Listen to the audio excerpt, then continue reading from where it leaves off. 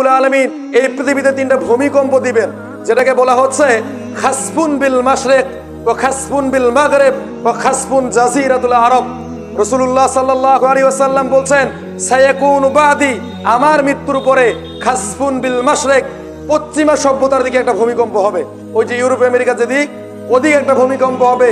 ওয়া খাসফুন বিল মাগরিব, এবং পৃথিবীর পূর্ব দিকে অর্থাৎ আমরা যেই দিকে আছি ওই যে আফগানিস্তান, বাংলাদেশ, পাকিস্তান, এই দিকে একটা ভূমিকম্প হবে। ওয়া খাসফুন জাজিরাতুল আরব, এবং জাজিরাতুল আরবের মধ্যে একটা ভূমিকম্প হবে। আমরা কিন্তু এখন জাজিরাতুল আরব নামে কোনো দেশ চিনি না, চিনি? বলেন তো জাজিরাতুল আরব কোন দেশের নাম? সৌদি আরবের নাম হচ্ছে জাজিরাতুল আরব। এটা তারা চেঞ্জ করেছে কেন? কারণ এই জাজিরাতুল আরব, সৌদি আরব সম্পর্কে নবীজির ভবিষ্যৎবাণী আছে। একদিন রাসূলুল্লাহ সাল্লাল্লাহু আলাইহি ওয়াসাল্লাম ঘুম থেকে খুব ভয় পেয়ে উঠলেন, উঠে বললেন, আরবদের জন্য ধ্বংস, আরবদের জন্য ধ্বংস, আরবদের জন্য ধ্বংস। তখন সাহাবায়ে কেরাম বলল, ইয়া রাসূলুল্লাহ, আমাদের মাঝে ভালো মানুষ থাকা সত্ত্বেও কি আমরা ধ্বংস হব? রাসূলুল্লাহ সাল্লাল্লাহু আলাইহি ওয়াসাল্লাম বলেছেন, তিন ব্যক্তির জন্য ধ্বংস অনিবার্য। বলা হলো, ইয়া রাসূলুল্লাহ, কারা সেই তিন ব্যক্তি?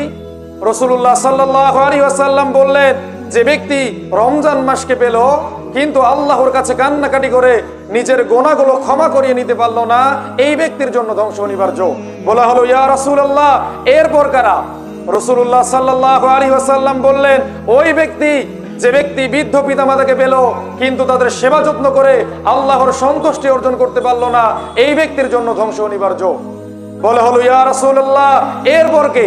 তিনি বললেন, যার সামনে আমার নামটা উচ্চারিত হলো, মুহাম্মদ নামের ধ্বনি পৌঁছে গেল কিন্তু এই ব্যক্তি সাল্লাল্লাহু আলাইহি ওয়াসাল্লাম বলল না, এই ব্যক্তির জন্য ধ্বংস অনিবার্য। আরেকটা হাদিসে রাসূলুল্লাহ সাল্লাল্লাহু আলাইহি ওয়াসাল্লাম বলেন, যে ব্যক্তি আমার নাম শোনার পর দরুদ পাঠ করবে, এই ব্যক্তিকে আল্লাহ রাব্বুল আলামিন চারটা বেনিফিট দিবেন। ফার্স্ট অফ অল, এক নাম্বার হচ্ছে আল্লাহ রাব্বুল আলামিন তার আমলনামা থেকে 10টা গুনাহ ক্ষমা করে দিবেন। এরপর হচ্ছে তার আমলনামার মধ্যে 10টা নেকি যোগ করবেন। তিন নাম্বার হচ্ছে তার মর্যাদাকে আল্লাহ রাব্বুল আলামিন 10 গুণ বাড়িয়ে দিবেন। 4 নাম্বার হচ্ছে 10 বার তার উপর রহমত বর্ষণ করবেন। এই জন্য আমরা মুমিন হিসেবে আমাদের উচিত নবীর নাম শোনা মাত্রই সাল্লাল্লাহু আলাইহি ওয়াসাল্লাম পড়া। আজকে আমার আলোচনার বিষয় হচ্ছে, আল্লাহ রাব্বুল আলামিন আমাদেরকে একটা কথা খুব গুরুত্বের সাথে বোঝাচ্ছেন।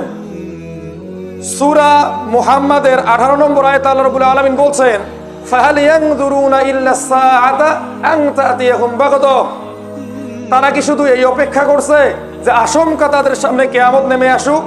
ফাকাদ জাআ আশরাতুহা, বরং কিয়ামতের আলামত সমূহ তো এসেই পড়েছে। ফাআন্না লাহুম ইযা জাআতুহুম যিকরুহুম, তাহলে তারা কবে উপদেশ গ্রহণ করবে? আল্লাহ রাব্বুল আলামিন এই আয়াতের মধ্যে স্পষ্ট ভাষায় বলছেন যে কিয়ামতের আলামত সমূহ এসেই পড়েছে। তো আজকে আমরা জানবো যে আমাদের এই পৃথিবীতে কি কি আলামতগুলো এসে পড়েছে, এই সম্পর্কে আজকে আমরা জানবো।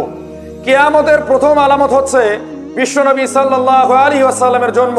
নবীজি একদিন সাহাবীদের সামনে বসে আছেন, বলছেন, হে সাহাবীরা, তোমরা কি জানো ওই বিষয়টা যেটা এখন পর্যন্ত তোমাদেরকে বলা হয় নাই? তখন সাহাবারা বলল, ইয়া রাসূলুল্লাহ, আপনি বললেই তো আমরা শিখবো, আপনি না বললে আমরা কিভাবে শিখবো?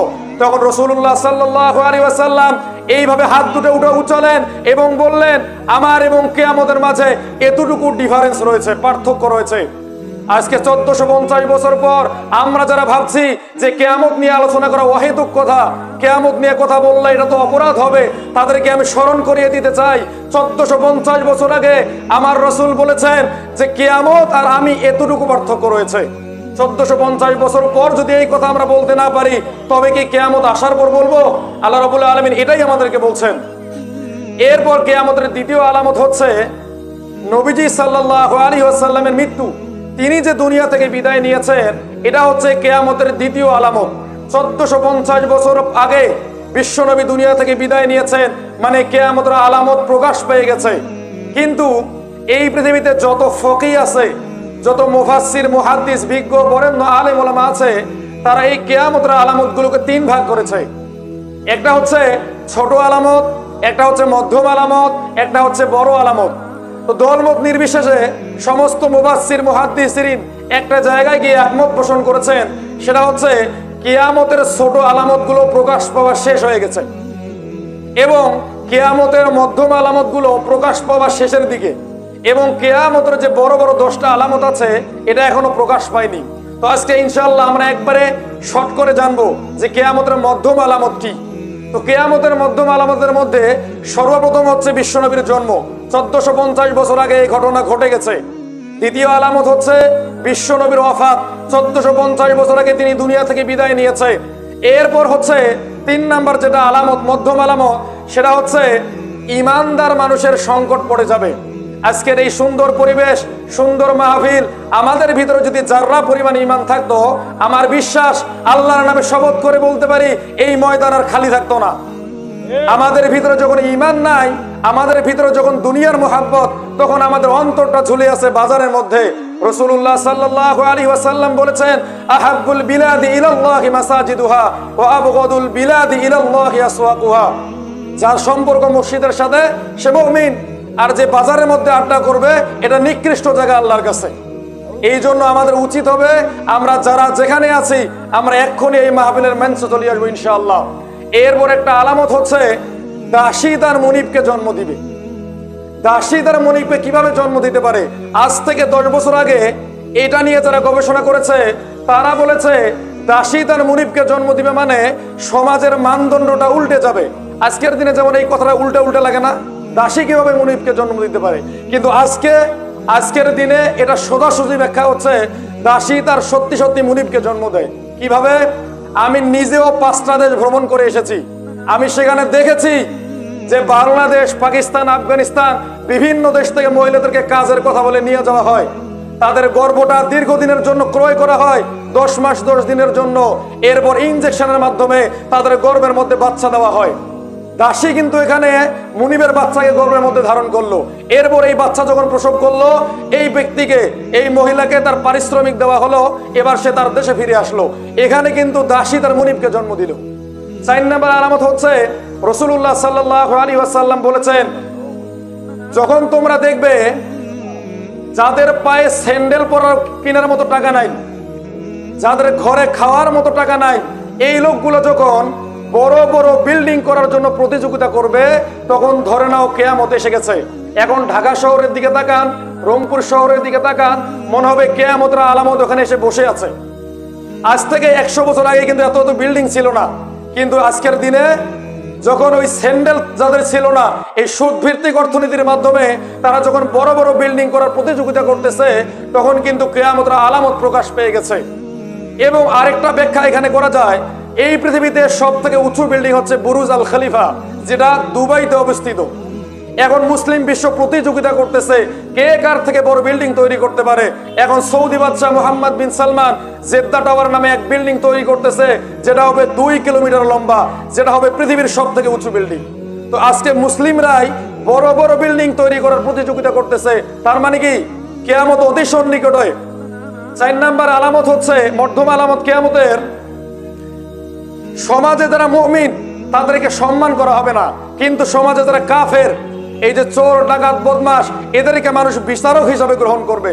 আজকের দিনে আপনি আপনার সমাজে যান, দেখবেন একদিন যাদেরকে মানুষ চোর বলতো, ডাকাত বলতো, আজকে তাদের ছাড়া আর বিশেষ সালিশ হয় না। এটা প্রত্যেকটা গ্রামের মধ্যেই আছে। আর যারা নেককার, দিনদার, বৃদ্ধ হয়ে পড়ে আছে, এদের কথা মানুষ মূল্যায়ন দেয় না। তার মানে কি সমাজে মুমিনদের কোনো মূল্য নাই। আর যারা পাপ কাজে লিপ্ত, এই যে মদ খায়, গাঁজা খায়, এরা সমাজের নেতা হয়ে পড়ে আছে।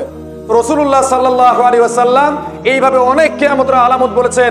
এটা বললে হয়তো বা কয়েক ঘন্টা লেগে যাবে। আমি আজকে শুধু বলবো কিয়ামতের বড় বড় 10টা আলামত এবং এর ডিটেলস ইনশাআল্লাহ। কিয়ামতের আলামত বলতে আমরা বুঝি যে আলামতগুলো এখনো প্রকাশ পায় নাই। একদিন রাসূলুল্লাহ সাল্লাল্লাহু আলাইহি ওয়াসাল্লাম মসজিদে নববীর দিকে যাচ্ছে, তিনি দেখতে পেলেন সাহাবা ইকরামরা কোনো একটা বিষয় নিয়ে কথা বলছে। তিনি বলছেন, হে আমার প্রিয় সাহাবারা, তোমরা কি নিয়ে কথা বলছো? রাসূলুল্লাহ সাল্লাল্লাহু আলাইহি ওয়াসাল্লাম বলছেন, ইয়া রাসূলুল্লাহ, আমরা কিয়ামত নিয়ে কথা বলছি।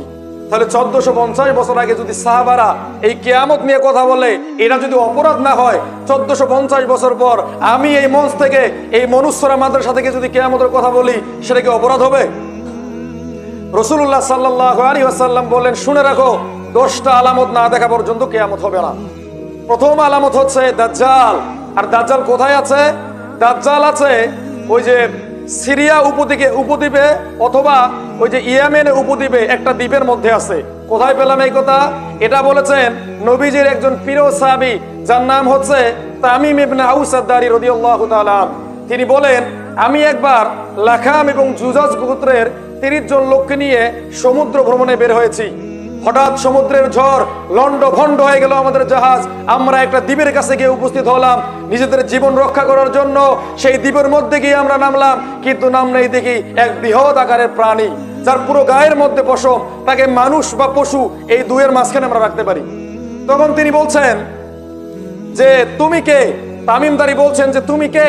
তখন সেই ব্যক্তি বলছে আমি হচ্ছি জাসসাসা। জাসসাসা মানে হচ্ছে ডিটেকটিভ বা গোয়েন্দা, আমাদের এই যে ইন্টেলিজেন্ট বাহিনী।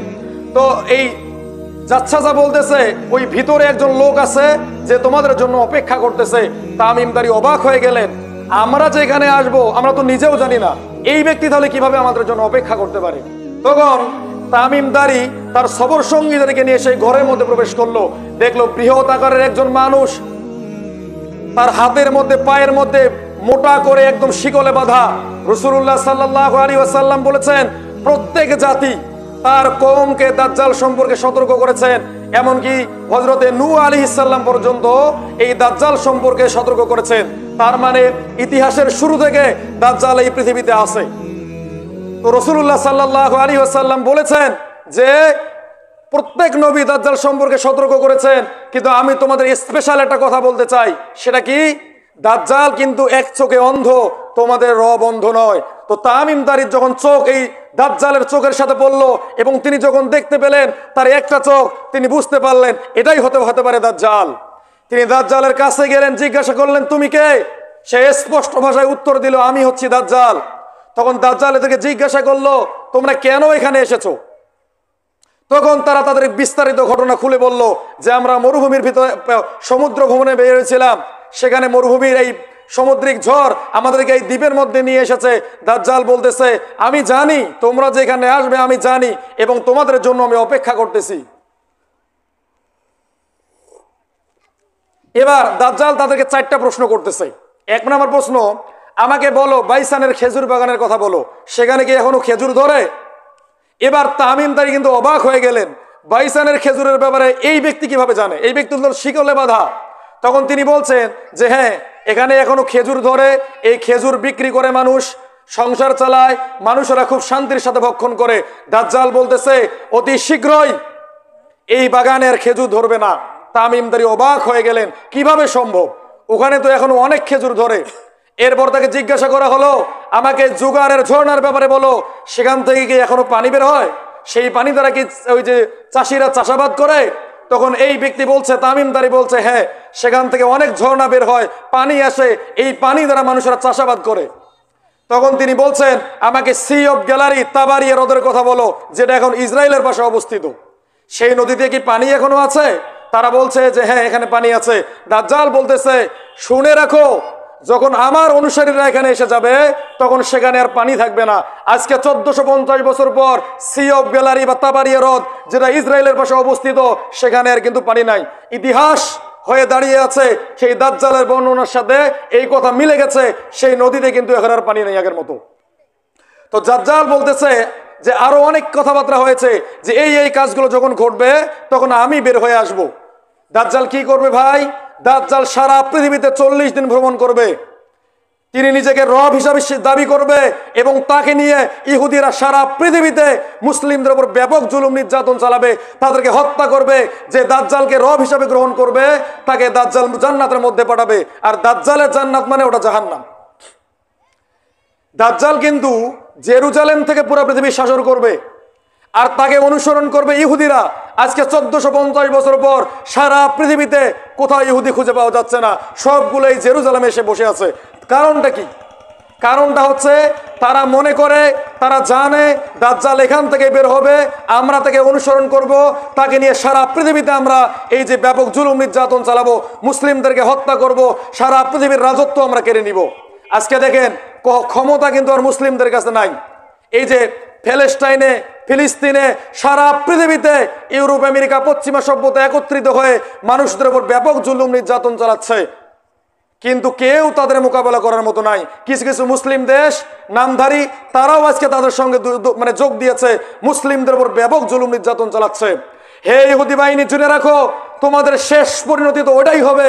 রাসূলুল্লাহ সাল্লাল্লাহু আলাইহি ওয়াসাল্লাম বলেছেন, একজন ইহুদি যদি পাথরের পিছনে লুকিয়ে থাকে, পাথর বলবে, হে মুসলিম, আমার পিছনে একজন ইহুদি লুকিয়ে আছে, আসো ওকে হত্যা করে যাও।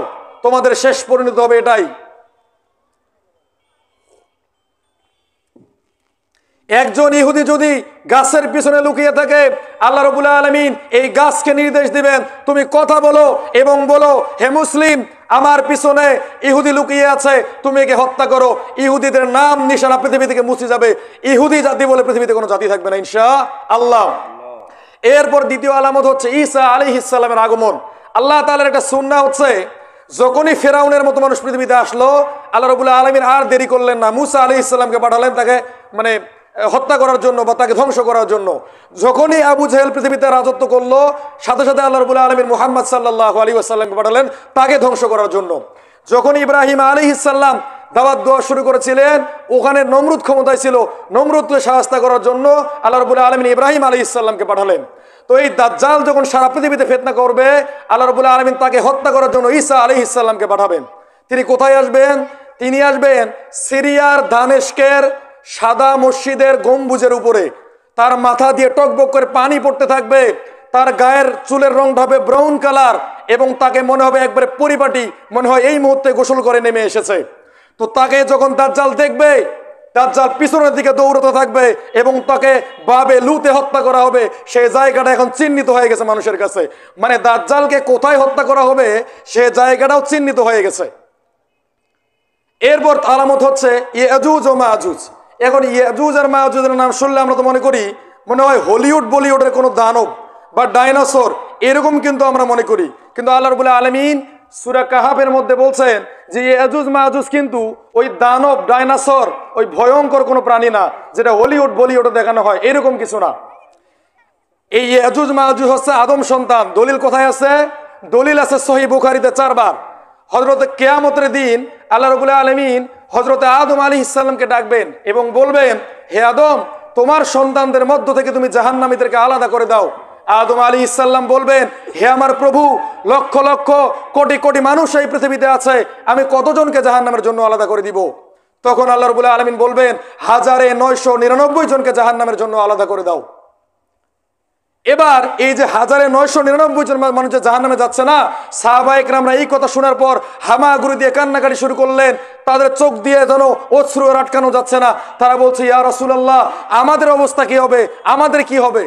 তখন রাসূলুল্লাহ সাল্লাল্লাহু আলাইহি ওয়াসাল্লাম সুসংবাদ শুনিয়ে দিলেন, এই যে 1999 জন যে জাহান্নামে যাচ্ছে, এরা হচ্ছে ইয়াজুজ মাজুজের মধ্য থেকে, আর বাকি একজন হচ্ছে উম্মতে মুহাম্মাদের ভিতর থেকে। সুতরাং ইয়াজুজ মাজুজ মানুষ, আদম সন্তান, আমাদের মতোই মানুষ। আল্লাহ রাব্বুল আলামিন সূরা কাহাফের মধ্যে বলছে, ক্বালু ইয়া যুলকারনাইন ইন্না ইয়াজুজা ওয়া মাজুজা মুফসিদুনা ফিল আরদ। যুলকারনাইন নামে একজন বাদশা ছিল পুরো পৃথিবীতে, যিনি পুরা পৃথিবীকে রাজত্ব করেছেন। ইতিহাস থেকে আমরা জানতে পারি এই পুরা পৃথিবীকে 4 জন ব্যক্তি এককভাবে রাজত্ব করেছে। 2 জন হচ্ছে মুসলিম, 2 জন হচ্ছে কাফের। মুসলিমদের মধ্যে 2 জন হচ্ছে হযরতে সুলাইমান আলাইহিস সালাম, আরেকজন হচ্ছে এই যুলকারনাইন। আর কাফেরদের মধ্যে 2 জন হচ্ছে, একজন হচ্ছে নমরুদ, আরেকজন হচ্ছে বখতেনেসার। তো এই যুলকারনাইন সারা পৃথিবীর রাজত্ব তার হাতে ছিল। তিনি যখন একটি 2টা পাহাড়ের মাঝখানে একটা জায়গার মধ্যে উপস্থিত হলেন, তিনি তখন একটা সেখানে সম্প্রদায়কে দেখতে পেলেন। আল্লাহ রাব্বুল আলামিন সূরা কাহাফের মধ্যে স্পষ্ট ভাষায় বলছেন, ক্বালু ইয়া যুলকারনাইনি ইন্না ইয়াজুজা ওয়া মাজুজা মুফসিদুনা ফিল আরদ। যুলকারনাইন যখন 2 পাহাড়ের মাঝখানে জায়গা উপস্থিত করলো, তখন কিছু মানুষ তাদেরকে বলছে, হে বাদশা যুলকারনাইন, ইয়াজুজ মাজুজ এই পৃথিবীতে ফিতনা তৈরি করতেছে, ফাহাল নাজআলু লাকা খরজা, আমরা আপনাকে কিছু অর্থ সম্পদ দিতেছি, আলা আন তাজালা বাইনানা ওয়া বাইনাকুম সাদ্দা, আপনি তাদের মাঝে এবং আমাদের মাঝে একটা দেওয়াল নির্মাণ করে দেন। এই কথা কে বলতেছে? যারা ওই ইয়াজুজ মাজুজের ফিতনায় পড়ে সুখে শান্তিতে থাকতে পারতেছে না, তারা বলতেছে। আজকের দিনে কিন্তু মুসলিমরা শান্তিতে নাই। ইয়াজুজ মাজুজের বংশধর যাদের ভিতরে ইয়াজুজ মাহুজের খাসলত আছে, তারাই পুরা পৃথিবীতে সুদ দিয়ে, ঘুষ দিয়ে, দুর্নীতি দিয়ে, আল্লাহ বিরোধী কর্মকাণ্ড দিয়ে সারা পৃথিবীতে মুসলিমদের মাঝে একটা ঐক্য নষ্ট করার প্ল্যাটফর্ম তৈরি করে ফেলেছে। এই মিডিয়া দিয়ে বলেন, গান বাজনা দিয়ে বলেন, পর্নোগ্রাফি দিয়ে বলেন, বিভিন্ন ফিতনার মাধ্যমে মুসলিমদেরকে তারা কিন্তু শান্তিতে থাকতে দিতেছে না। স্পষ্ট ভাষায় বলতে চাই, এই পশ্চিমা সভ্যতার ভিতরে ইয়াজুজ মাহুজের খাসলত আছে। আমি কিন্তু এটা বলছি না যে ওরাই ইয়াজুজ মাহুজ, আমি এটা বলছি ওদের ভিতরে ইয়াজুজ মাহুজের খাসলত আছে। ইয়াজুজ মাহুজের খাসলত কি? তারা পৃথিবীতে অশান্তি সৃষ্টি করে। আজকে ইসরায়েলকে অস্ত্র দিয়ে, সামরিক সহায়তা দিয়ে, ওই যে ক্ষেপণাস্ত্র দিয়ে সারা পৃথিবীতে মুসলিমদেরকে হত্যা করতেছে, মুসলিমদেরকে তারা দাসে পরিণত করে ফেলেছে। তাদের ভিতরে অবশ্যই ইয়াজুজ মাহুজের খাসলত আছে। তো এবার জুলকারনাইন বলছেন, ক্বালা মা মাক্কানি ফীহি রাব্বি, আমাদের সম্পদের দরকার নাই আমার, আল্লাহ রাব্বুল আলামিন আমাকে যা সম্পদ দিয়েছেন এটাই যথেষ্ট। খৈরুম ফাআইনুনি বিকুওয়া, বরং তোমরা আমাকে শ্রম দিয়ে সাহায্য করো। আজআল বাইনাকুম ওয়া বাইনাকুম রাদমা, যাতে করে আমি তোমাদের মাঝে এবং তাদের মাঝে একটা দেওয়াল নির্মাণ করে দিতে পারি। এরপর আল্লাহ রাব্বুল আলামিন বলছেন, আতুনি সুবারাল হাদিদ, এবার জুলকারনাইন বলছে ওই সমস্ত মানুষদেরকে, তোমরা লৌহ পিণ্ড সমূহ নিয়ে আসো। হাত্তা ইদা সাওয়া বাইনা সাদাফাইনি ক্বালান ফুকু, এবং লৌহ পাণ্ড এই লোহাগুলো গরম করতে থাকো, উত্তপ্ত করতে থাকো, এবং দুই পাহাড়ের মধ্যবর্তী জায়গা এই লোহা দ্বারা পূর্ণ করে দাও। এবার যখন এই দুই পাহাড়ের মধ্যবর্তী জায়গাটা লোহা দ্বারা পূর্ণ হয়ে গেল, তখন জুলকারনাইন বলছেন, হাত্তা ইদা জালাহু নারো, এর নিচে আগুন জ্বালিয়ে দাও যাতে করে উত্তপ্ত হতে পারে। আতুনি উফরিকা আলাইহি কিতর, তারা তখন এই লোহাগুলোকে গলিয়ে ওই দুই পাহাড়ের মধ্যে যে ওই যে লৌহ পিণ্ড ছিল এর মধ্যে ঢেলে দিল, এবং সেটা একটা লৌহ প্রাচীর তৈরি হয়ে গেল। রাসূলুল্লাহ সাল্লাল্লাহু আলাইহি ওয়াসাল্লাম বলেছেন যে আমি স্বপ্নের মধ্যে দেখেছি আজকে ইয়াজুজ মাহুজের দেওয়াল এতটুকু ফুটা হয়ে গেছে। তিনি হাত দিয়ে দেখিয়ে দিয়েছেন। তার মানে কিয়ামত কত নিকটে এটা বোঝানোর জন্য পিএইচডি করার দরকার নাই, মাস্টার্স পার করার কোনো দরকার নাই। এরপর আল্লাহ রাব্বুল আলামিন বলছেন,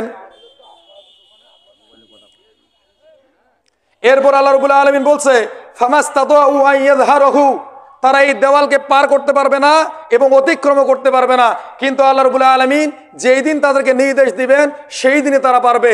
রাসূলুল্লাহ সাল্লাল্লাহু আলাইহি ওয়াসাল্লাম ওই কথাও বলেছেন যে এই ইয়াজুজ মাহুজ কবে বের হবে।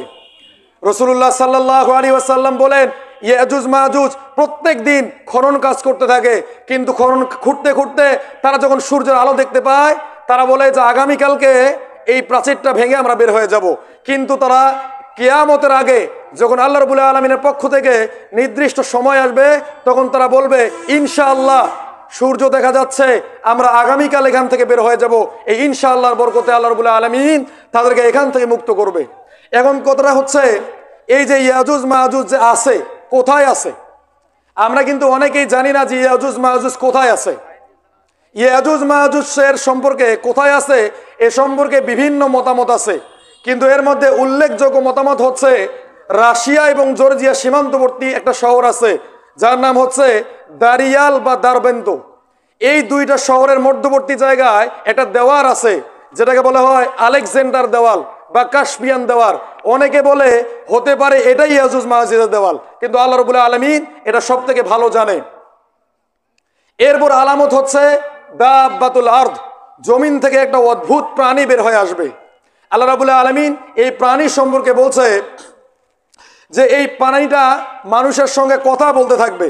কি কথা বলবে এটাও আল্লাহ রাব্বুল আলামিন বলছেন, ওয়াইদা ওয়াল কওলু আলাইহিম আখরাজনা আলাইকুম দাব্বাতাম মিনাল আরদ তুকাল্লিমুহুম আন্নান নাস কানু বিআয়াতিনা লা ইউকিনুন। আল্লাহ রাব্বুল আলামিনের যখন প্রতিশ্রুতি পূর্ণ হয়ে যাবে, তখন আল্লাহ রাব্বুল আলামিন এই মাটি ফেটে একটা প্রাণী বের করে নিয়ে আসবেন। এই প্রাণীটা মানুষের সঙ্গে কথা বলবে। একজন বিজ্ঞ বরেণ্য আলম বলেছেন তার কথাটা হবে, আন্নান নাস কানু বিআয়াতিনা লা ইয়াকিলুন। সে মানুষকে বলবে, আমি যে পৃথিবীতে আসব তোমরা এটা বিশ্বাস করো নাই, এই যে আমি এসে গেছি এবং তোমাদেরকে বলছি যে আমরা এখন উপস্থিত হয়ে গেছি, কিয়ামত অতি সন্নিকটে। তার হাতে মূসা আলাইহিস সালামের লাঠি থাকবে এবং তার হাতে সুলাইমান আলাইহিস সালামের আংটি থাকবে।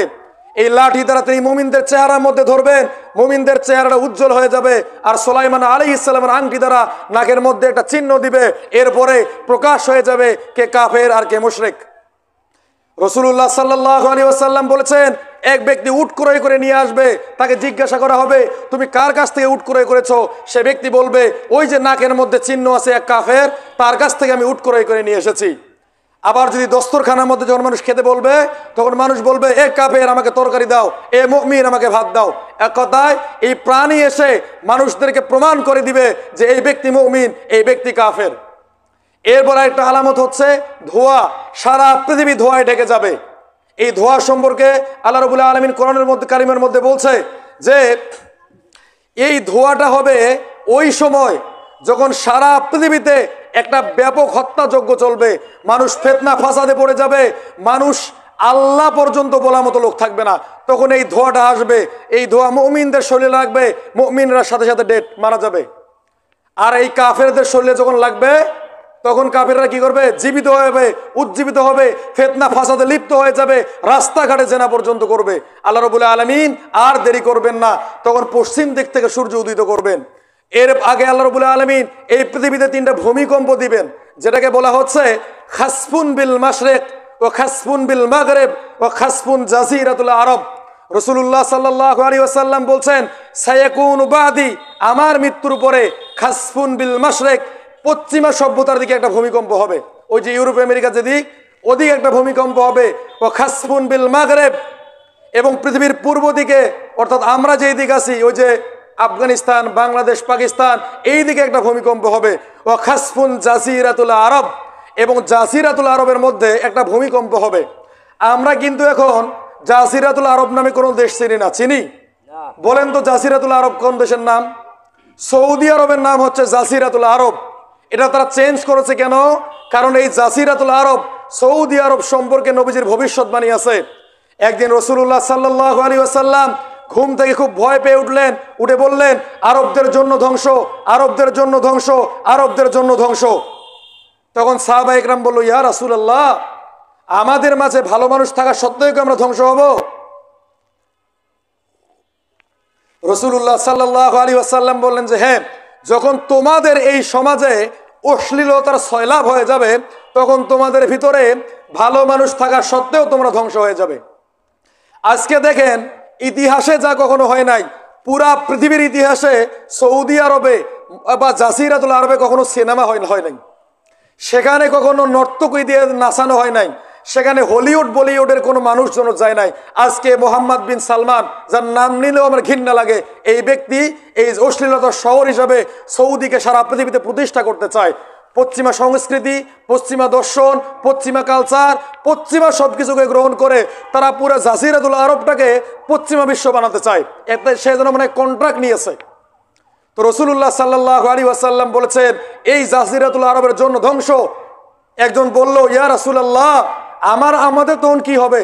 তখন রাসূলুল্লাহ সাল্লাল্লাহু আলাইহি ওয়াসাল্লাম বললেন, এখানে তো শয়তানের শিং বের হবে, তোমরা যদি পারো পাহাড়ের এক কোনায় গিয়ে আশ্রয় নিবে, একটা মরুভূমির ভিতরে ছোট ছোট ঘর বাড়ি তৈরি করে থাকবে, যেখানে আধুনিক শহরের, ওই যে দুবাই শহরের, ওই যে লন্ডন শহরের, নিউ ইয়র্ক শহরে কোনো ছোঁয়া থাকবে না, এমন ছোট ছোট ভিলেজ তৈরি করে তোমরা সেখানে থাকবে। এই জন্য কিন্তু তারা এই যে জাজিরাতুল আরব চেঞ্জ করে সৌদি আরব রেখেছে, কারণ এই জাজিরাতুল আরব সম্পর্কে নবীজির ভবিষ্যৎবাণী আছে। এরপর একটা আলামত হচ্ছে পূর্ব দিক থেকে সূর্য উদিত হবে, তখন তওবার দরজা একবারে পুরোপুরি বন্ধ হয়ে যাবে। পুরা পৃথিবীতে মানুষ তওবা করেও আর কোনো লাভ হবে না। একটা মানুষ খেতে বসেছে, সে ভাত খেতে খেতে ক্লান্ত হয়ে পড়বে, ঘুমাতে ঘুমাতে বাচ্চারা ক্লান্ত হয়ে ফেলবে। যে ব্যক্তি পথচারী, সে যেতে যেতে একদম বিরক্ত হয়ে পড়বে, কিন্তু সূর্য উঠে না, মানুষ অস্থির হয়ে পড়বে, সূর্য উঠে না কেন? রাসূলুল্লাহ সাল্লাল্লাহু আলাইহি ওয়াসাল্লাম বলেছেন, এইরকম যখন 2-3 দিনের মতো একটা সময় অতিবাহিত হবে, তখন পূর্ব দিক থেকে সূর্য উদিত হয়ে যাবে, তখন আর কোনো তওবার সুযোগ থাকবে না। মানুষ যদি তওবাও করে, এই তওবা কিন্তু আর তখন কাজে লাগবে না। আল্লাহ রাব্বুল আলামিন হাদিসের ভিতরে বলছেন যে এই সময় কোন মুমিন বান্দা যদি প্রত্যেক প্রকাশ্যেও বলে বেড়ায় লা ইলাহা ইল্লাল্লাহ, লা ইলাহা ইল্লাল্লাহ, এই তওবা আর তার কোনো কাজে আসবে না। আল্লাহ রাসূলুল্লাহ সাল্লাল্লাহু আলাইহি ওয়াসাল্লাম বলছেন, লা তাকুমুস সাআতু হাত্তা তাতলু আশ-শামসু মিন মাগরিবিহা, ততদিন পর্যন্ত কিয়ামত হবে না যতদিন পূর্ব থেকে সূর্য উদিত হবে না। ফাইদা তলাত ওরাহান নাস, তখন সমস্ত মানুষ একত্রিত হয়ে যাবে, আর এত দল থাকবে না, এত পৃথিবীতে মানুষ ভাগাভাগি থাকবে না, সবারই একটা কথা, ইয়াগনি আমানু আজমাউনা ফাযালিকা হিন, আমরা সবাই এখন একটা প্ল্যাটফর্মে গিয়ে উপস্থিত হয়েছি, আমরা ঈমান আনয়ন করলাম।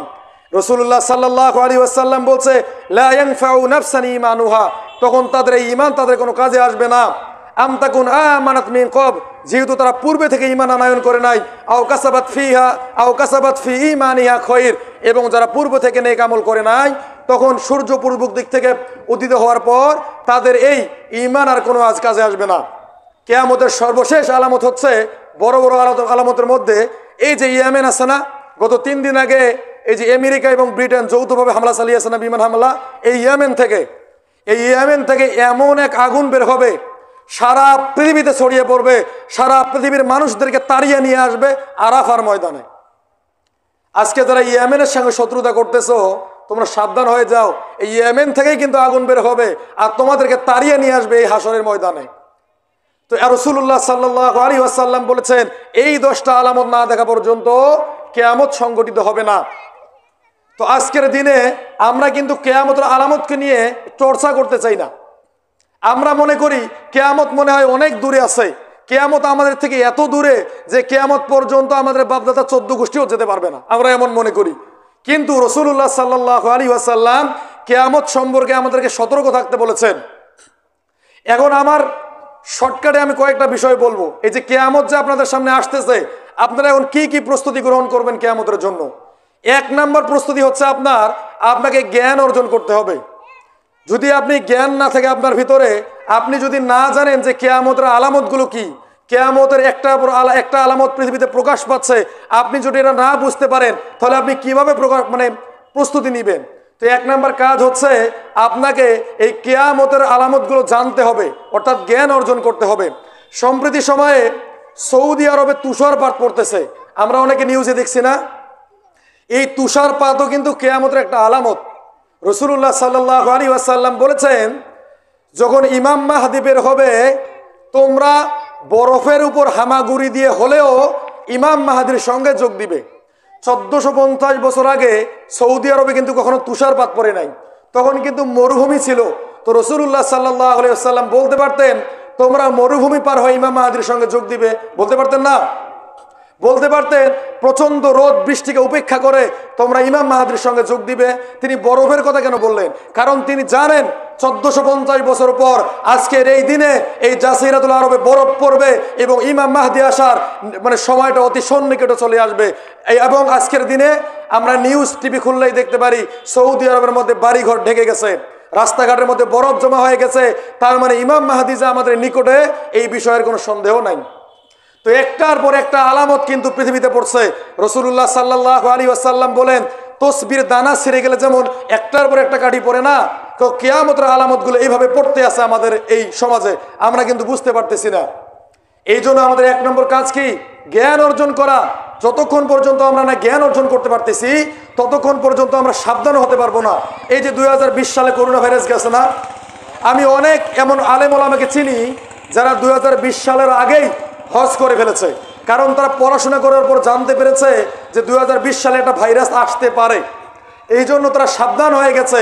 কিন্তু আমরা মূর্খ মানুষ, অজ্ঞ মানুষ, আমরা কিন্তু জানি না, আমাদের পূর্ব কোনো প্রস্তুতি ছিল না। রাসূলুল্লাহ সাল্লাল্লাহু আলাইহি ওয়াসাল্লাম বলেছেন, কিয়ামতের আগে এই পৃথিবীতে এত মহামারী হবে, পৃথিবীতে জনসংখ্যা কমে আসবে, 1 ভাগ মানুষ মারা যাবে মহামারীতে। বর্তমান পৃথিবীতে 800 কোটি মানুষ না, ধরেন যে 200 কোটি মহামারীতে মারা যাবে, আর 1 ভাগ মারা যাবে মহাযুদ্ধে। এই যুদ্ধের নাম রাসূলুল্লাহ সাল্লাল্লাহু আলাইহি ওয়াসাল্লাম বলেছেন মালহামা। এই মালহামা হবে 80টা দেশের মধ্যে। যখন ইরাকের ফুরাত নদী শুকিয়ে যাবে, সেখান থেকে স্বর্ণের পাহাড় বের হয়ে আসবে, এই স্বর্ণকে কেন্দ্র করে 80টা দেশের মধ্যে যুদ্ধ লেগে যাবে। আজকে যদি দেখেন, গুগল সার্চ করেন, ইরাকের ইউফ্রেটিস নদীর পানি শুকিয়ে গেছে, সেখানে আর পানি নাই। সেখান থেকে শহর বের হয়ে আসতেছে, কোনো কোনো ক্ষেত্রে স্বর্ণ বের হয়ে আসতেছে। এই স্বর্ণকে দখল করার জন্য আমেরিকা 560টা ঘাঁটি তৈরি করে রেখেছে আরব দেশগুলোতে, ব্রিটেন ঘাঁটি করে রেখেছে, ওই যে চায়না ঘাঁটি করে রেখেছে, রাশিয়া ঘাঁটি তৈরি করে রেখেছে এই স্বর্ণকে দখল করার জন্য। রাসূলুল্লাহ সাল্লাল্লাহু আলাইহি ওয়াসাল্লাম বলেন, আমার ইচ্ছা হয় আমি তোমাদেরকে এই সমস্ত দেশের নাম বলে দেই। 80টা পতাকা ডেকে নিয়ে তারা এই পৃথিবীতে এক মহাযুদ্ধ তৈরি করবে। কিন্তু রাসূলুল্লাহ সাল্লাল্লাহু আলাইহি ওয়াসাল্লাম বলেছেন, তোমরা কিন্তু এই সম্পদের কাছে হাতও বাড়াবে না, এটা ওরাই যুদ্ধ করুক। কিন্তু আজকের দিনে দেখেন পুরা পৃথিবীতে কিন্তু একটা যুদ্ধর কাছাকাছি তৈরি হয়ে গেছে। এইদিকে ইরানের সাথে আমেরিকার বলতেছে না, উত্তর কোরিয়ার সাথে দক্ষিণ কোরিয়ার বলতেছে না, চীনের সাথে আমেরিকার বলতেছে না, ইসরায়েলের সাথে ওই যে কি কয় লেবানন, ফিলিস্তিন, জর্ডান, কারো কিন্তু বলতেছে না। মনে হচ্ছে একটা মহাযুদ্ধের আমরা দ্বার প্রান্তে পৌঁছে গেছি। তো এই যুদ্ধের কথা কিন্তু রাসূলুল্লাহ সাল্লাল্লাহু আলাইহি ওয়াসাল্লাম আমাদেরকে বলে গেছেন। তিনি আরো বলেছেন 100টা সেনাবাহিনীর সৈন্যের মধ্যে 99টা সেনাবাহিনীর সদ্য মারা যাবে এই যুদ্ধে। তো পৃথিবীর 1 ভাগ মানুষ মারা যাবে মালহামাতে। এই করোনা ভাইরাসই শেষ না, সামনে আরো মালহামা আসবে, যেখানে মানুষ যেখানে সেখানে মরে পড়ে থাকবে। আজকে থেকে 100 বছর আগে যারা মারা গেছে ওদেরকে যদি জিজ্ঞাসা করা হয়, ভাই করোনা ভাইরাস কি, বলতে পারবে? বলা হয় ভাই এইডস রোগ কি, বলতে পারবে? কলেরা কি, বলতে পারবে? এই রোগগুলো কিন্তু ওই সময় ছিল না, শুধু অশ্লীলতার কারণে এই রোগগুলো একের পর এক আমাদের দিকে আসতেছে। এরপর এই যুদ্ধে 100টা সেনাবাহিনীর সদস্যের মধ্যে 99টা সেনাবাহিনীর সদস্য মারা যাবে, আরেক ভাগ মানুষ মারা যাবে দুর্ভিক্ষে। আজকে কিন্তু সারা বিশ্বের অর্থনীতি আমার কাছে নাই। রাসূলুল্লাহ সাল্লাল্লাহু আলাইহি ওয়াসাল্লাম বলেছেন, দাজ্জালের হাতে থাকবে রুটির পাহাড়, সে যাকে ইচ্ছে খাওয়াবে, যাকে ইচ্ছা দুর্ভিক্ষ দিবে। এর মানে কি সারা পৃথিবীর সমস্ত রুটি দাজ্জাল ক্রয় করে নিবে, সমস্ত শস্যকে দাজ্জাল ক্রয় করে নিবে? এর মানে এটা না। এর মানে হচ্ছে সারা বিশ্বের ইকোনমি, ব্যাংকিং সিস্টেম, পলিটিক্যাল পাওয়ার, ওই যে ওয়ার্ল্ড অ্যাফেয়ার, ওই যে মিডিয়া প্রযুক্তি দাজ্জালের হাতে থাকবে। সে যদি ইচ্ছে করে আপনার টাকার মান একবারে কমিয়ে দিবে, আপনি দুর্ভিক্ষে মারা যাবেন। এই হাদিস দ্বারা এটা বোঝানো হয়েছে। আমরা দেখেছিলাম যখন ইমরান খান পাকিস্তানের ক্ষমতায় ছিল, তখন বাংলাদেশের থেকেও পাকিস্তানের টাকার মান কমে গিয়েছিল। কেন কমে গেল? তাদের আমেরিকার ডলারও কাগজের, আমাদের টাকাও কাগজের। তাহলে আমি কেন 100 টাকা দিয়ে $1 কিনবো? এটা কি কখনো আমরা চিন্তা করেছি? তাদেরও কাগজের টাকা, আমাদেরও কাগজের টাকা, তাহলে 100 টাকা দিয়ে আমি তাদের ডলার কেন কিনবো? তার মানে হচ্ছে এই কাগজের টাকার দ্বারা সারা পৃথিবীর অর্থনীতির দিকে তারা নিয়ন্ত্রণ করতেছে। আপনারা জানলে অবাক হবেন, কোরআনের মধ্যে কিন্তু টাকার কথা বলা আছে। একটা হচ্ছে দিরহাম, একটা হচ্ছে দিনার। এটা ছিল ইসলামিক কারেন্সি, ইসলামিক টাকা। এটা কিন্তু আর নাই পৃথিবীতে। এটা পশ্চিমা সভ্যতা কৌশলে উঠিয়ে দিয়েছে যখন প্রথম বিশ্বযুদ্ধ হয়েছিল। তখন প্রথম বিশ্বযুদ্ধের পরে যখন ব্রিটেনকে তারা সরিয়ে দিয়ে আমেরিকায় ক্ষমতা দখল করে বসলো, ইউনাইটেড নেশন জাতিসংঘ তৈরি করলো, তখন থেকে কিন্তু আর দিনার আর দিরহাম নাই। এই যে তুরস্কর অটোমান এম্পায়ার যে ক্ষমতা যখন তারা কেড়ে নিল, তখন থেকে কিন্তু সারা পৃথিবীতে আর সোনার কয়েন, রূপার কয়েন নাই। এখন তারা কি করেছে? কাগজের টাকা লঞ্চ করেছে, যাতে করে ইচ্ছা মতো টাকা বাড়ানো যায় মান, ইচ্ছা মতো টাকা কমানো যায়। আল্লাহ রাব্বুল আলামিন এটাই আমাদেরকে সতর্ক করছেন যে কিয়ামতের সাইনগুলো তোমাদের কাছে একটার পর একটা প্রকাশ পাচ্ছে, তোমরা কি উপদেশ গ্রহণ করবে না? তোমরা কি তখন উপদেশ গ্রহণ করবে যখন হুট করে কিয়ামত হয়ে যাবে? এরপর দেখেন পশ্চিমা সভ্যতা কি করলো? এই টাকা দিয়ে সারা পৃথিবীকে নিয়ন্ত্রণ করলো। কিভাবে? মনে করেন আমি আমার এই চাচার একদিন কাজ করেছি, আমাকে 2টা স্বর্ণের কয়েন দিয়েছে। আমি এখন আমার স্ত্রীকে বললাম এটা রেখে দাও, 20 বছর পর বের করব। এখন 20 বছর পর যদি এই স্বর্ণের কয়েন 2টা বের করি, এর মান কি কমে যাবে? বরং যত দিন যাচ্ছে স্বর্ণের মান বাড়তেছে। কিন্তু আমি এই চাচার কাজ করার কারণে ইনি যদি আমাকে 10,000 টাকা দেয়, 20 বছর পর এই 10,000 টাকা দিয়ে 1 কেজি চিনিও হবে না। তার মানে কি টাকার মান এই কাগজের মাধ্যমে তারা ক্রয় করে নিয়েছে। আজকে যদি কেউ পশ্চিমা সভ্যতার কথা বলে, তারা তাদেরকে দুর্ভিক্ষের মতো নিপতিত করবে। তাদের দেখবেন দিনের দিন টাকার মানটা কমে গেছে। তখন তারা টাকার মান এই খাবার কিনবে, জামা কিনবে, আলু কিনবে, পটল কিনবে, না ইসলামের কথা বলবে? তো আপনি যদি এই বিষয়গুলোতে জ্ঞান অর্জন না করেন, তাহলে কিভাবে আপনি এই শেষ জামানায় শান্তিতে থাকবেন? এটা হচ্ছে 1 নম্বর কাজ। আপনাকে জ্ঞান অর্জন করতে হবে। যখন মক্কার মধ্যে জাহিলিয়াত বর্ষিত হচ্ছিল, নারীদেরকে হত্যা করা হচ্ছিল, সুদ ঘুষের সমাজ ভরপুর ছিল, তখন কিন্তু আল্লাহ রাব্বুল আলামিন মুহাম্মদ সাল্লাল্লাহু আলাইহি সাল্লামকে এই কথা বলেন নাই যে তোমরা নামাজ পড়ো, এই কথা বলেন নাই। তিনি সর্বপ্রথম বলেছেন এ করো, পড়ো। যতক্ষণ পর্যন্ত তোমাদের ভিতরে জ্ঞান থাকবে না, ততক্ষণ পর্যন্ত সমাজ, রাষ্ট্র, পুরা পৃথিবীকে তুমি নিয়ন্ত্রণ করতে পারবে না। তো 1 নম্বর কাজ হবে কি? আমাদেরকে জ্ঞান অর্জন করতে হবে। 2 নম্বর কাজ কি? আমাদেরকে একাকিত্ব থাকতে হবে। আমি যদি পৃথিবীতে মেম্বার না হই, চেয়ারম্যান না হই, এমপি না হই, আল্লাহ রাব্বুল আলামিন আমাকে কখনো প্রশ্ন করবে না যে তুমি এমপি হও নাই কেন, কখনো প্রশ্ন করবে না। বড় আল্লাহ রাব্বুল আলামিন আপনাকে এইটা প্রশ্ন করবে, কু আনফুসাকুম ওয়া আহলিকুম নারো, তুমি নিজে ভালো হও নাই কেন, তোমার পরিবার বর্গকে ভালো রাখে নাই কেন। আল্লাহ রাব্বুল আলামিন কিন্তু আপনাকে এটা জিজ্ঞাসা করবে না যে শহরের মধ্যে 10তলা বিল্ডিং কেন করো নাই, বরং তিনি জিজ্ঞাসা করবে তোমার স্ত্রী পর্দাতে নাই কেন। যদি আজকে আমরা একাকী থেকে একটা শহরের কোনায় ওই যে জঙ্গলের ভিতরে, পাহাড়ের একটা মরুভূমির ভিতরে আমার পরিবারকে নিয়ে ইসলামের ভিতরে থাকতে পারি, রসুলের সুন্নাহ অনুযায়ী থাকতে পারি, এর জবাব আমি আল্লাহর কাছে বুক ফুলে দিতে পারবো। হে আল্লাহ, আমি পুরা পৃথিবীর দিকে তাকাই নাই, বিশ্বর দিকে তাকাই নাই, আমি ধনী মানুষদের দিকে তাকাই নাই, আমি আমার পরিবারকে নিয়ে রাসূলুল্লাহ সাল্লাল্লাহু আলাইহি ওয়াসাল্লামের সুন্নাহ অনুযায়ী ওই পাহাড়ের মরুভূমির ভিতরে ছিলাম। এটা আপনি বুক ফুলিয়ে বলতে পারবেন। 3 নাম্বার কি, যতটুকু জানি আমল করা শিখতে হবে। এটা না আজকে শুনলাম কালকে থেকে পড়বো, এমন না। আমি শিখেছি নামাজ পড়তে হবে, এক্ষুনি নামাজ পড়বো, কালকের জন্য অপেক্ষা করব না। এই পৃথিবী থেকে অনেক মানুষ চলে গেছে, এমন অনেক মানুষ আপনাদের সমাজে ছিল যারা একটা বাড়ি করতেছে, দেখবেন যে বাড়ি কমপ্লিট হওয়ার আগেই দুনিয়া থেকে বিদায়। একজন একটা মিল তৈরি করতেছে, ফ্যাক্টরি তৈরি করতেছে, এই মিল ফ্যাক্টরি তৈরি করার আগেই দুনিয়া থেকে বিদায়। তার মানে কি, দুনিয়াটা কারো জন্য স্থায়ী না। রাসূলুল্লাহ সাল্লাল্লাহু আলাইহি ওয়াসাল্লাম বলছেন, আদ-দুনিয়া সিজনুল মুমিনিন ওয়া জান্নাতুল কাফির। তোমরা দুনিয়াতে এমন ভাবে বসবাস করবে মনে হয় যে তোমরা জেলখানার মধ্যে আছো। আর জেলখানার মধ্যে কিন্তু কোনো মানুষ স্বাধীনভাবে চলাফেরা করতে পারে না। আপনাকে যে সময় দিবে ওই সময়ের ভিতরে গোসল করতে হবে, আপনাকে যে খাবারটা দিবে ওটাই আপনি খেতে পারবেন। তো আমরা তো জেলখানার ভিতরে আছি। কোন মুমিন যদি মনে করে আমি জেলখানার ভিতরে আছি, আমাকে আল্লাহ রাব্বুল আলামিন দেখছেন, রব্বুকুম আ'লামু বিমা ফি নুফুসিকুম, আমার প্রত্যেকটা খবর সম্পর্কে আল্লাহ রাব্বুল আলামিন জানে, তাহলে এই ব্যক্তির দ্বারা কিন্তু কখনো পাপ হবে না। আর যখন কোনো ব্যক্তি মনে করবে এটাই আমার জান্নাত, তখন সে যা ইচ্ছা করতে পারবে, তখন আর আপনি এই রসুলের হাদিস অনুযায়ী নাই, আপনি জান্নাতের মধ্যে আছেন। আপনার পরবর্তী জীবনে যেটা অপেক্ষা করছে সেটা জান্নাত। আর আপনি যদি এই জীবনটাকে জেলখানা মনে করেন, পরবর্তী জীবন আপনার জন্য জান্নাত। তো আমরা যতটুকু জানি আমাদের উচিত হবে কি, সাথে সাথে মানা, কালকের জন্য ফেলে রাখবো না। দুনিয়া কাউকে স্থায়ীভাবে বসবাস করতে দেয় না। এই দুনিয়া থেকে অনেক মানুষ চলে গেছে, আপনিও যাবেন, আমিও যাব, আমার বাবা গেছে, দাদা গেছে, শ্বশুর গেছে, শাশুড়ি গেছে, কত মানুষ গেছে। সেখান থেকে কি আমি শিখতে পারি না? সেখান থেকে কি আমি শিখতে পারি না যে আমিও চলে যাব? আমার বাবার যেমন আমি বছর কি ছাড়া কোনো সময় খেয়াল নেই না, রমজান ছাড়া যেমন আমার বাবার খবরটা আমি রাখি না, আমিও চলে যাব। আমার সন্তানও ওই যে বাৎসরিক, যেটা আমরা কি বলি, ওই যে ছাত্রদের খাওয়াই, গ্রামের মানুষদের খাওয়াই, এইটা ছাড়া আপনার খবর নিবে না। বছর কি যেটাকে আমরা বলি। তো এই জন্য যতটুকু শিখলাম সাথে সাথে আমল করতে হবে, কালকের জন্য আমরা রেখে দিব না। 4 নাম্বার কাজ কি?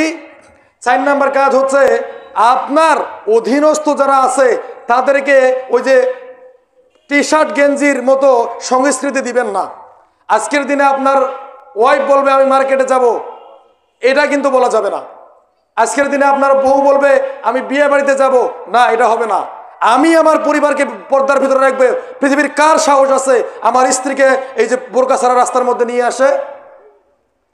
আজকের দিনে যদি সংস্কৃতির দিকে আমরা তাকাই, একটা বাড়িতে বিয়ে হবে, সেখানে হিজড়া এসে নাচবে, বাদ্যযন্ত্র বাজবে, সেখানে অনেক মেয়েগুলো উলঙ্গ হয়ে আসবে। আর যদি বরপক্ষ এসে দেখে সেখানে মাইক বাজতেছে না, বক্স বাজতেছে না, হিজড়া দিয়ে নাচানো হচ্ছে না, বলবে এই বাড়িতে বিয়ে করা যাবে না। আজকের দিনে গান বাজনাটা মানুষের ফ্যাশন হয়ে গেছে, গান বাজনাটাকে নিজেদের সংস্কৃতি হিসেবে গ্রহণ করেছে।